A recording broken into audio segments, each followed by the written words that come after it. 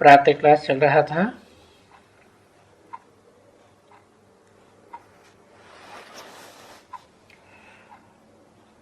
अठारह जुलाई 1968।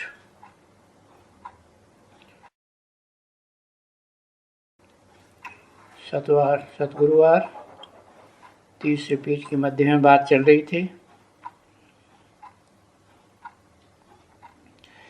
जो गाया जाता है, तुम माता पिता हम बालक तेरे, तो जानते हो कि वो तो पिता है सबका। ऐसे तो उनको माता नहीं कहा जा सकता।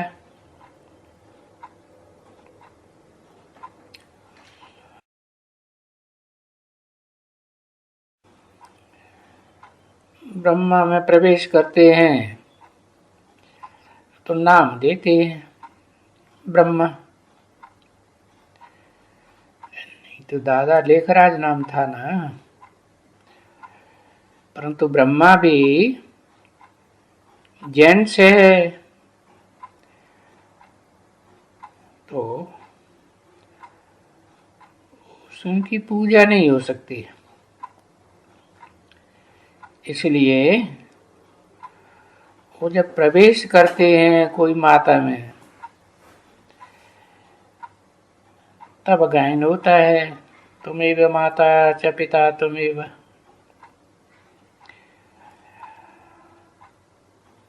तो वहां माता नहीं होती है, वहां तो बाप है और रूह सभी यहाँ आते हैं। जब इकट्ठे हैं तो अभी तुम बच्चों को मालूम है कि भाई भाई हैं, और बाप है ऊपर में, और भी कोई है। सब आत्माएं भाई भाई हैं ऊपर परम धाम में। और अभी ये तुम बच्चों को ध्यान में आया है कि ये पूरी आत्माएं ऊपर रहती है, और बाबा भी हमेशा ऊपर में रहते हैं। दुनिया को कुछ भी पता नहीं है, इस बात का भी पता नहीं है। नहीं पता है तो देखो टिक कर भीतर में ठोक दिया है। अरे वो बाप है, वो तो एक है ना।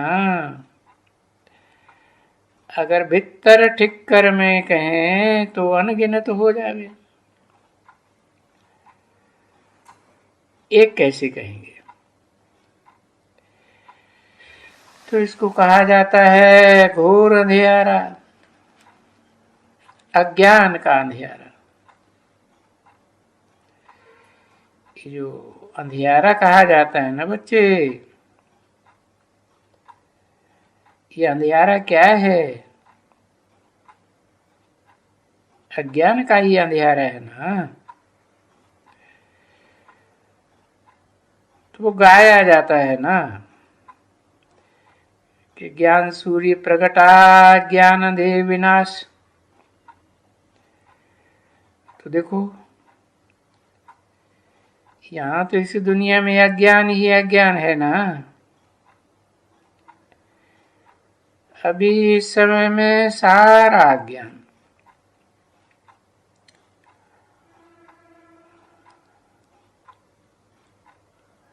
अज्ञान भी है और रावण राज्य भी है, और रावण राज्य के कारण विकार भी है। बाप ने समझाया बच्चे, रावण राज्य वहां नहीं होता है नई दुनिया में,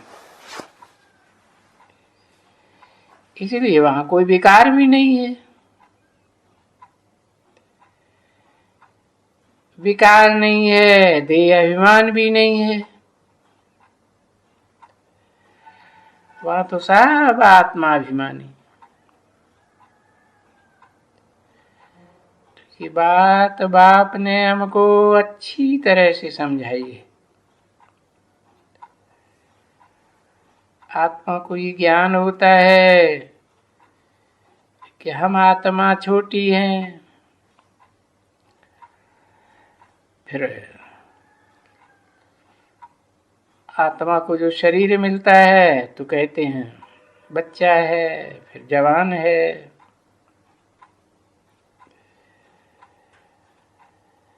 अभी तो ऐसे ही आत्मा को ज्ञान है ना। फिर जब ये बड़ी आत्मा का शरीर बड़ा होता है, तब जब उस समय आता है उसको शरीर छोड़ने का आपे ही। ऐसे नहीं वहां कोई रहते हैं कि भाई ये कहेंगे कि मर गया। नहीं, मृत्युलोक में तो मर जाते हैं। अमरलोक में कोई मर गया ये कैसे कहेंगे, क्योंकि है ही अमरलोक। तो वहां बदली करते हैं, एक शरीर छोड़ दूसरा लेते हैं और खुशी खुशी से लेते हैं, समझे ना। ये भी शरीर है, अभी इनको ज्ञान होता है शरीर का। और तुम बच्चों को ज्ञान होता है आत्मा का। आत्मा को पता चलता है कि ये मेरा शरीर है। अभी पूरी आयु पर आते हैं, आया हो गया, पूरी आयु हो गई, अब ये शरीर कोई काम का नहीं रहा। फिर सारा शरीर तमो प्रधान बन गया। इसलिए ये शरीर मुझे छोड़ना है, नया लेना है।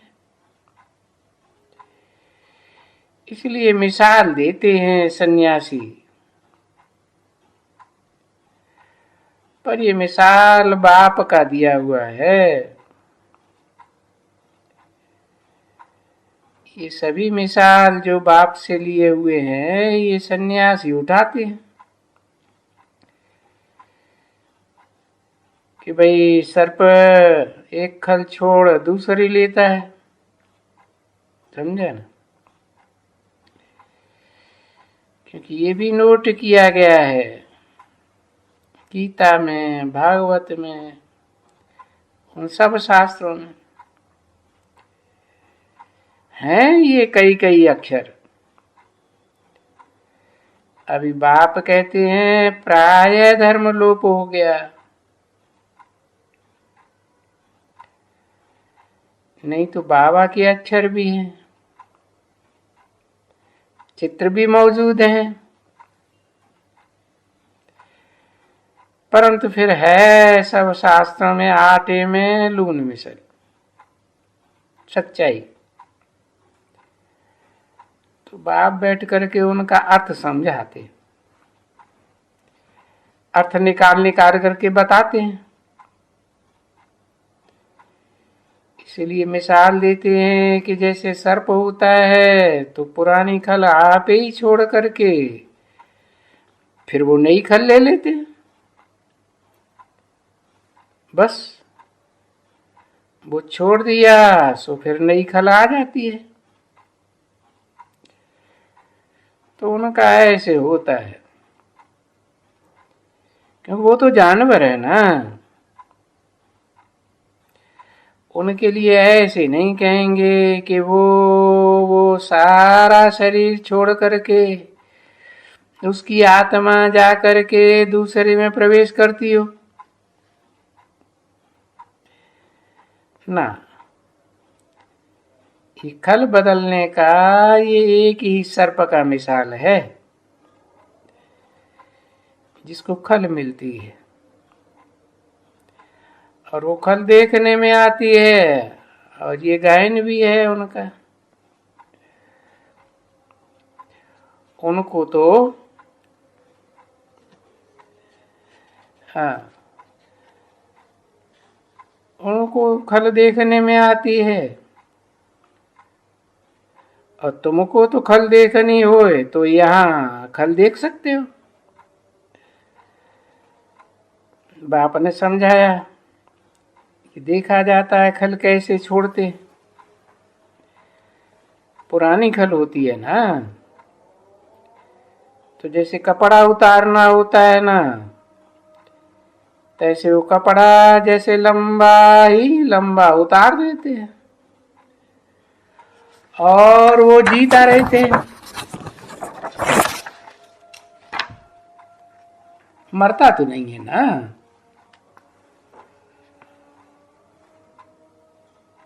18 जुलाई 1968 की प्रातः क्लास का चौथा पेज। मरता नहीं है। हाँ, मरता तो जरूर है, 3-4 बार खल छोड़ता है फिर मरता है। कोई अमर तो नहीं रहता है। एक कल छोड़ेंगे, दूसरी छोड़ेंगे, तीसरी छोड़ेंगे, पीछे तो मर ही जाएंगे। तो वहां क्या है? बाप ने समझाया कि वो खल छोड़ते रहते हैं, छोड़ते रहते हैं। पीछे फाइनल खल तुम्हारी 21 जन्म चलती है। एक खल छोड़ते, दूसरा लेते, तीसरा लेते। यहां तो वो नहीं होता है। फिर ये शरीर खत्म हो जाता है, काल खा जाता है। गर्भ में तो वो जाते हैं, ऐसे नहीं कि नहीं जाते हैं, परंतु वो जानते हैं कि अभी हमको गर्भ में जाना है। समझा ना बच्चे? वो जो मिसाल है तो सर्प के लिए है, तो वो सर्प कोई गर्भ में नहीं जाते हैं। नहीं, वो मिसाल देते हैं कि शरीर कैसे बदलते हैं आप ही। वो भी गर्भ में जरूर जाता है, ऐसे नहीं कि सर्प नहीं जाता है। ये विकारी नमूने नहीं जाते हैं वहां गर्भ में। वहां तो योग बल है ना, आत्मिक स्थिति रहती है, तो योग बल से जाते हैं। इसलिए कहते हैं कि वो अमर हैं। आप ही हम बैठे हैं, अभी बुढ़ा हो गया हूं, आत्मा कहती है बुढ़ा हो गया हूं, शरीर पूरा हो गया, साक्षात्कार हो गया है। मैं अभी जा करके छोटा सा बालक बनूंगा। तो गोया आप ही शरीर को छोड़ करके आत्मा भाग करके जा करके वो छोटे से बालक में प्रवेश करती है। वे जो गर्भ में प्रवेश करते हैं, वहां नई दुनिया में तो उस गर्भ को गर्भ महल कहा जाता है। क्यों महल कहा जाता है? क्योंकि उनको कुछ पाप तो है नहीं, जो वो पाप भोगे और गर्भ जेल कहा जाए, इसलिए वो महल कहा जाता है। तो महल में, गर्भ महल में बड़े आराम से रहते हैं। कोई भी दुख की बात कुछ होती नहीं, समझा ना। क्योंकि माँ को भी दुख नहीं होता है, बालक को भी दुख नहीं होता है, वो तो उनका हिसाब किताब ऐसा रहता है, दुख की बात ही नहीं। और ना वो माता कोई ऐसा गंध खाती है जिससे वो अंदर में बीमार हो जाए, दुख सहन करना पड़े। यहाँ तो माताएं बहुत गंध खाती है, तो उस गंध का असर उस बच्चे को भी पड़ता है अंदर ही अंदर।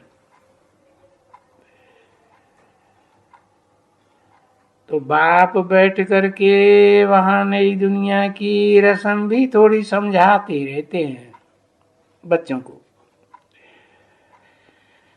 कि तुमको अभी से अपने नए धाम में जाना है। क्यों? दुनिया तो वही है, बदलती है। जैसे और जरूर बदलेगी ना बच्चे, नई से कोई चीज पुरानी तो होगी ना, तो हर एक चीज बदलती जरूर है। देखो, एक झाड़ के कितने बीज निकलते हैं, और उस एक झाड़ के बीज कितने जास्ती होते हैं। फिर सभी बीज जाकर के लगाओ तो कितना देखो फिर उनका फल निकलता है। बड़ी फल में कितने बीज होते हैं।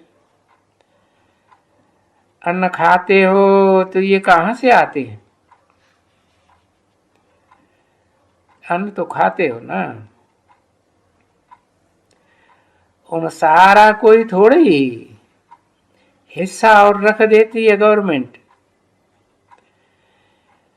फिर सब उनको देते हैं कि जाके बीज बो। तो देखो, कनक है, कनक का दाना निकलता है तो समझते हैं ना कि भाई इस कनक के, इस गेहूं के कितने दाने निकलते हैं एक दाने से। अभी ये तो अनाज और मुआफिक मनुष्य तो नहीं आते हैं। वास्तव में तो आजकल मनुष्य की अवस्था, नहीं तो सतयुग में तो एक फल निकलता है, एक बीज से एक एक बीज, समझा ना। युगबल से भी एक ही निकलता है, वहां विकार से तो 5 8 10 बच्चे पैदा कर देते हैं, वो तो पुरानी दुनिया कही।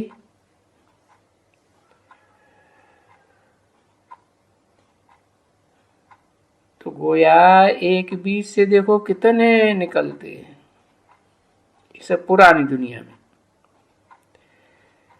तो सतयुग और त्रेता, सतयुग और इधर तो है कलयुग। फर्क बाप ही आकर के बताते, कलयुग और सतयुग का फर्क क्या है सो बताएंगे। क्योंकि पुरानी दुनिया और नई दुनिया का अंतर तो है ना। तो नई दुनिया पुरानी कैसे हो जाती, वो तो बता देते हैं कि तुम कैसे जाकर के जन्म लेते हो। 84 जन्मों का समझाई दिया है। तो ये भी समझाए देते हैं कि मीठे मीठे बच्चे जानते हैं कि अभी बाबा परम धाम में नहीं है, जैसे हम भी परम धाम में नहीं हैं। यहाँ आकर के शरीर लेते हैं तो परम धाम में तो वो जगह खाली हो जाती है ना बच्चे। जैसे बाप भी जाते हैं, यहाँ तुम बच्चों को पढ़ाने के लिए आते हैं तो जरूर वो जगह तो खाली हो जाती होगी, क्योंकि फिर जाएंगे तभी वो जगह जाके भरेंगे। पीछे पहले तुम जाते हो या बाप जाते हैं, बाप तो एक ही है, वो भी जाएंगे। देखो ये भी कितनी समझ की बात है कि जो भी आत्माएं जाएंगे वो हर एक अपने ही अपने जगह में जाकर के खड़ी रहेंगी, उनकी जगह भी नहीं बदलती है। जो जाएगी आत्मा वो अपने अपने धर्म में अपनी जगह जगह जाकर के नंबरवार टिकेगी, क्योंकि आना ही है फिर नंबरवार उनको। इसलिए अभी छोटे मॉडल रखे हुए हैं समझाने के लिए, उनकी मूल वतन की समझाने के लिए मॉडल हैं। क्योंकि बच्चों को बताया कि वहां देवी देवता धर्म की सेक्शन अपनी है और दूसरे दूसरे धर्मों की सभी धर्मों की सेक्शन अपनी अपनी है। 18 जुलाई 1968 की प्रातः क्लास का 5वां पेज।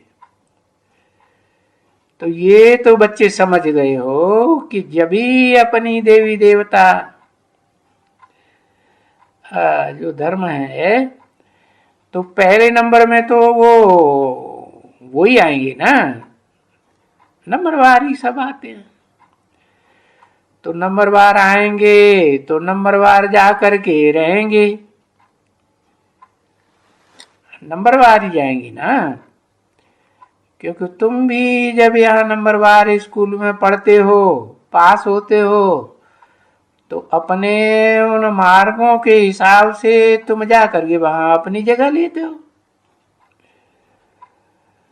पर वो तो तुमको घड़ी घड़ी अनेक प्रकार के इम्तिहान लेने होते हैं, और ये तो है बाप की बेहद की पढ़ाई, एक ही दफा में। और पिछाड़ी में इम्तिहान भी जरूर होता है नंबरवार, सबका नंबरवार। सो देखो वो कितना वो होगा, वो तुम्हारी आत्माओं का सिजरा। क्या कहते हैं सिजरे को, किसी ने कहा जियोलॉजिकल ट्री। हाँ अंग्रेजी में जियोलॉजिकल ट्री। तो जैसे तुम्हारा झाड़ यहाँ है, तैसे तुम देखा है कि तुम्हारा झाड़ भी वहां ऐसे ही है और सेक्शंस भी ऐसे ही हैं, क्योंकि ये भी तुम बच्चों ने दिव्य दृष्टि से देख कर करके और फिर यहाँ आकर के ये मॉडल बनवाया है।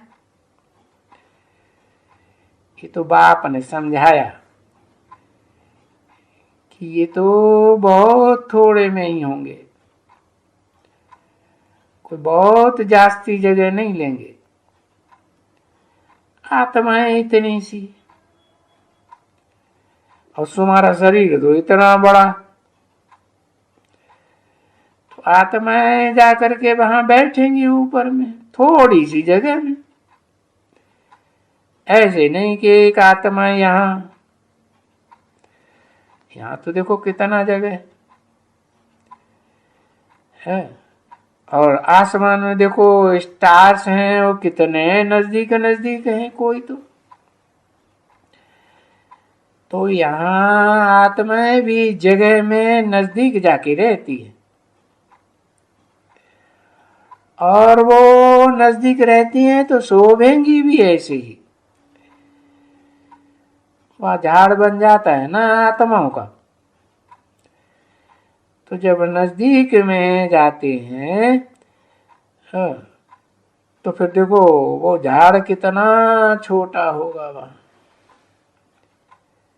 ओम शांति।